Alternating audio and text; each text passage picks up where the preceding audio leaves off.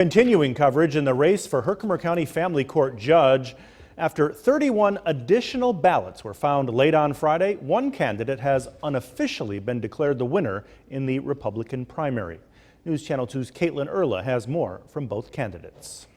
It's been a shock for everybody, and it's not just about me, it's not just about my opponent, it's about the voting system as a whole, it's about democracy as a whole, and this issue needs to be addressed. Candidate Mark Rose says he's not blaming the Board of Elections for making a mistake, but he is questioning the process. We're always going to have human error, and we should expect human error and accept human error.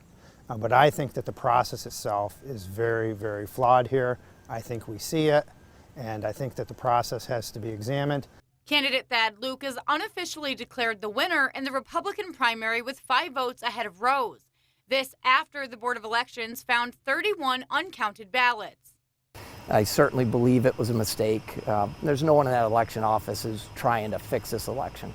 The Board of Elections has a process, and the process found the missed ballots, and then they had the fortitude to come forward and say to both candidates, we made a mistake, and here's the ballots, and they called us in to count them. The Republican commissioner says there will be no recount, and that doesn't sit well with Rose. I would like to see a recount, an audit.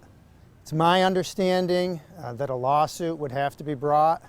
I don't want to have to bring a lawsuit. The question is whether I should do that on behalf of my voters.